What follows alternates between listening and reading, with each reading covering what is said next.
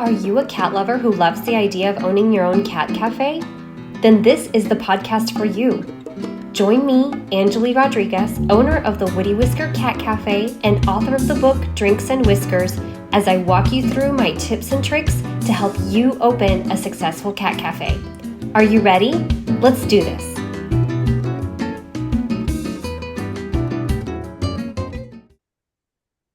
Hi, everyone, and welcome to the Drinks and Whiskers podcast, the place to be to get the inside scoop on what it's really like to open and run a successful cat cafe.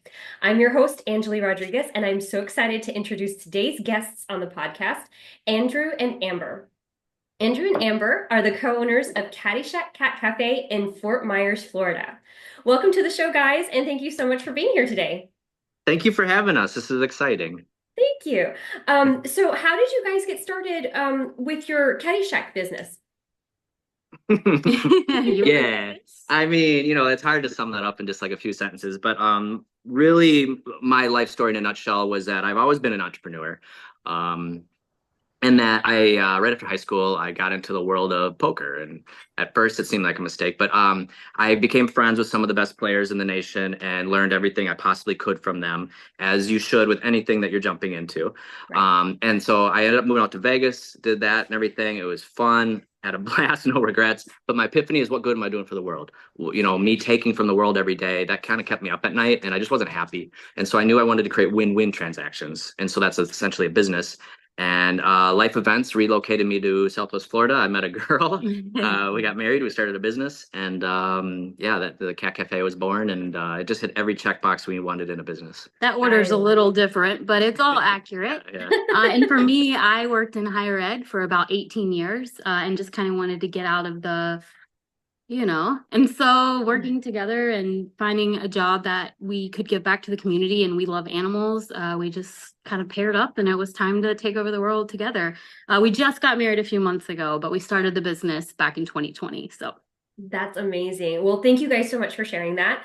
And I'm curious, where did you guys come up with the Caddyshack theme, the golfy theme for your cafe? Like, was that like...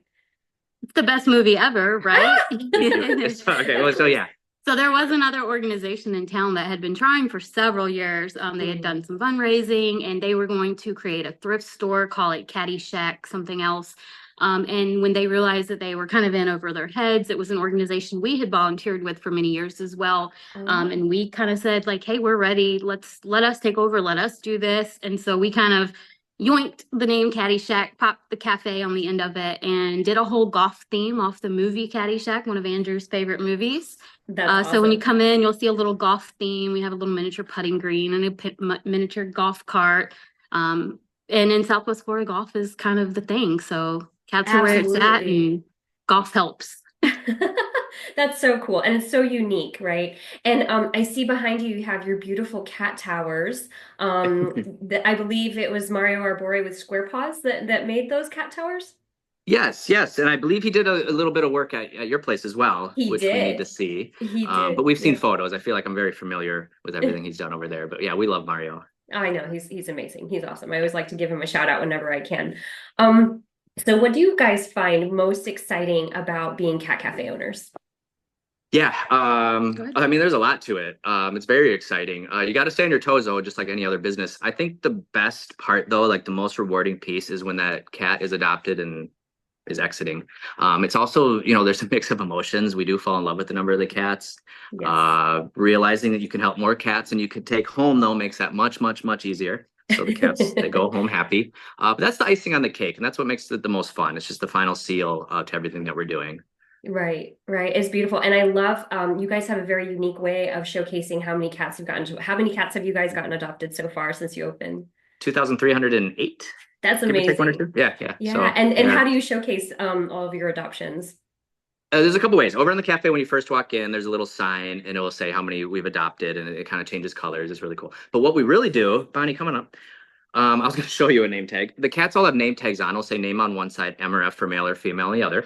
When the cats are adopted, we take those name tags and we put them in our vestibule. And the vestibule is what connects the cafe to the cat lounge. So as people are entering into the cat lounge, they're starting to get that vibe and that ambience of all the adoptions that have been done with all the name tags all around you.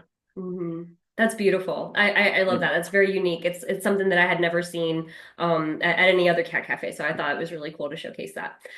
People Um, love coming back in and looking for their adoption tag after the fact, or oh, they'll bring their friends and family in and they'll find it yes. on the wall. So it's been a great way for us to showcase and highlight that piece of it.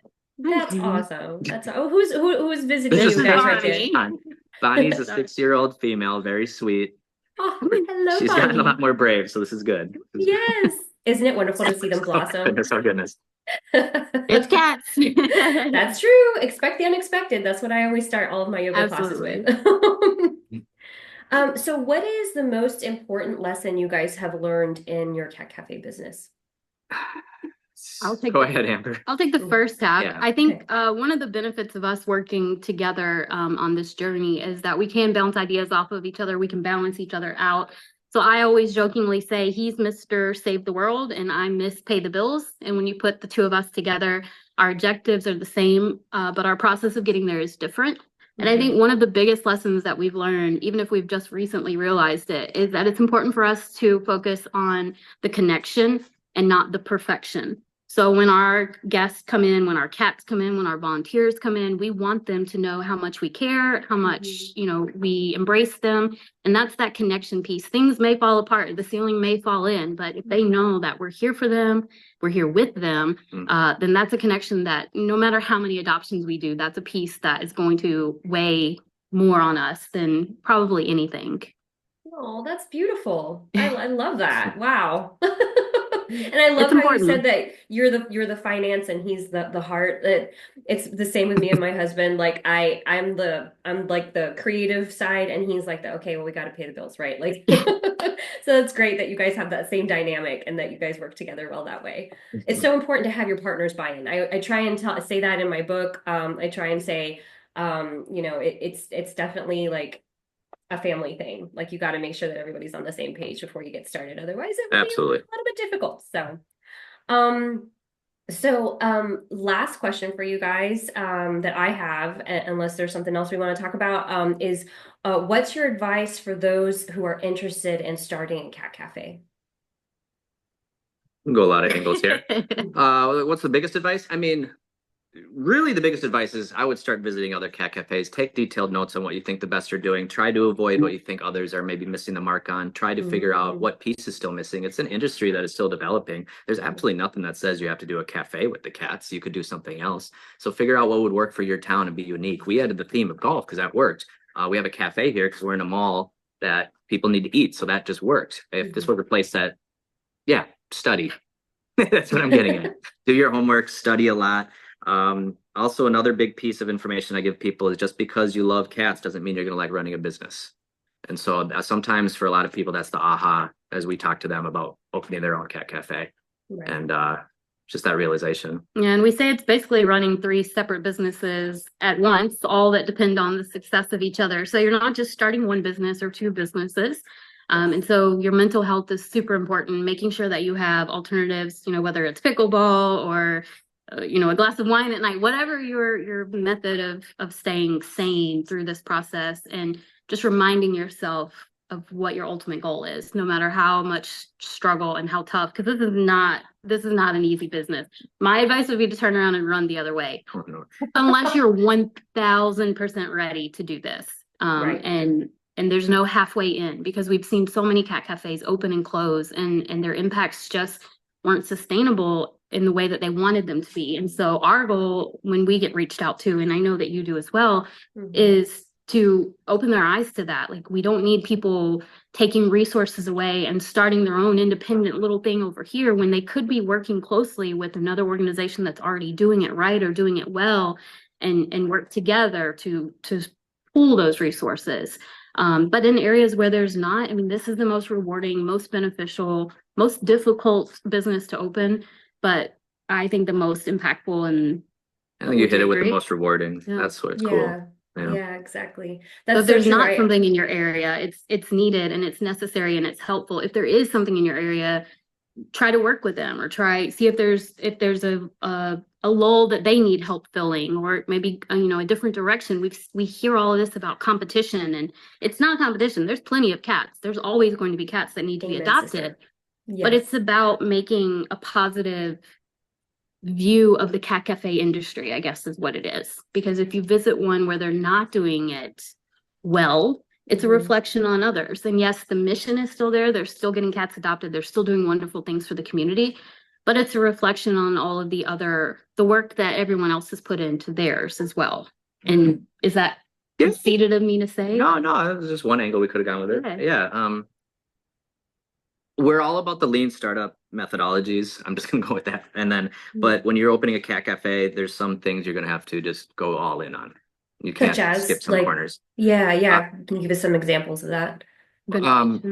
Just making sure that everything is fine here, making sure everything is clean, the cats are healthy. You need to make sure you have all your resources lined up. You need to make sure you have all your partnerships lined up. You need to make sure you know where your source of, food for the cats, the litter, the cleaning supplies. I mean, I could just go on and on and on. I know. But and have plan Bs for those when things don't work out, because they won't. And you're going to be ready if you think about it ahead of time and figure out. This is again where we're very different. I'm like plan A, B, C, D, E, F, G, and he's kind of like, let's just go in the moment and things it works Same. together. Yeah. Yeah, I'm like, it'll work out. It'll be fine, right? Like, but no, it's good. You're right. It's good to have plan B, and to be able to pivot when things don't go exactly how you plan them to go. That's excellent advice. Thank you guys so much for sharing that. And anything else that you guys want people to know about your business, maybe how to contact you, or any other advice that you have for folks? We're one of only, a few there are other cat cafes in Florida just as yours. And so we encourage everyone come just make a big loop, get all of Florida at once if you want. Yeah. But we're in Fort Myers, so Southwest Florida, I think Miami, but opposite side of the state, straight across. And it's always a vacation in paradise down here, we like to say. So oh my gosh, you guys are the best with the cat puns, I have to say. Like, I thought I was pretty good, but you guys take the cake. Proprietor, that was one that like made me laugh out loud. I love that one. That's so wonderful. So there was one other thing that I wanted to ask you guys, and I'm like blanking out on it right now, but so they can they should follow you on social media, right? And That'd be great. Yeah. Are you guys on Instagram and Facebook and all of those? Yeah, TikTok is probably one of our biggest platforms. We go live multiple times a week when we have our newbies that arrive.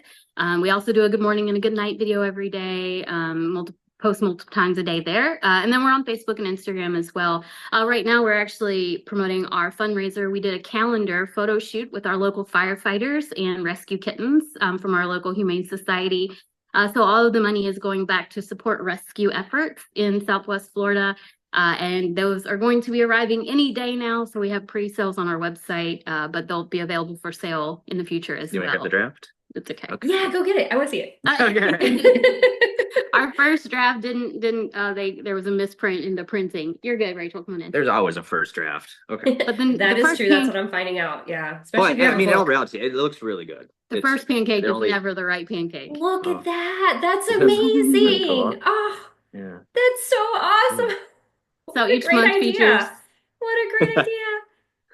Oh my goodness.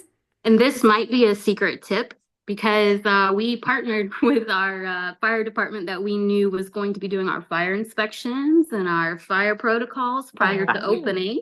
We got in good with them. There's no getting around certain things. You have to have certain things that meet the criteria for your fire department. Right. But it doesn't hurt to be friends with them. Yes. Especially since they're going to be saving you if something bad happens, right? Yeah. Exactly. Yeah.